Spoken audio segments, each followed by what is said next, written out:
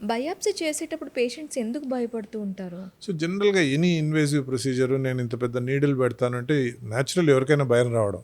Okay. So భయం రాకపోతే ఆశ్చర్యం, కానీ ప్రతి ఒక్కరు భయపడతారు. నేనైనా నాన్ మెడికల్గా ఉంటే నన్ను ఎవరో ఒక 10 సెంటీమీటర్ నీడిల్ గుచ్చుతాను అంటే ఆటోమేటిక్గా నేను భయపడతాను.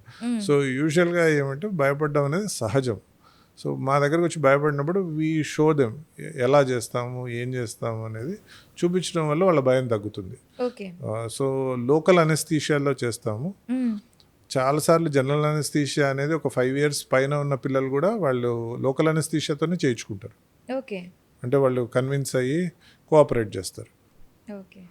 మరీ చిన్నగా 5 years కన్నా తక్కువ ఉన్న వాళ్ళు వాళ్ళకంత చెప్పినా అర్థం కాదు.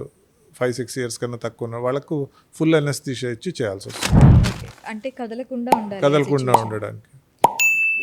ఇప్పుడు బయాప్సీ చేసేటప్పుడు ఇంకేమైనా కాంప్లికేషన్స్ ఉంటాయా సార్? బయాప్సీ అనేది మనం ఫస్ట్ కొన్ని పారామీటర్స్ చెక్ చేస్తాం.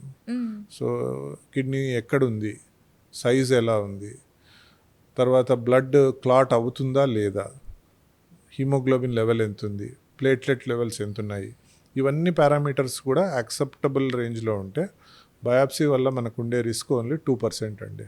ఓకే. సో ఏం రిస్క్ ఉంటుంది అంటే చిన్న బ్లీడింగ్ జరగచ్చు. బ్లీడింగ్ తప్ప వేరే risk factors very very rare. అంటే ఏవి ఫిస్టులా ఫామ్ కావడము, మాల్ ఫార్మేషన్స్ రావడం అనేవి థియరిటికల్గా ఉన్నా కూడా అవన్నీ వెరీ రేర్. మేము కూడా చాలా అరుదుగా చూస్తాము, నేనైతే ఎప్పుడు చూడలేదు.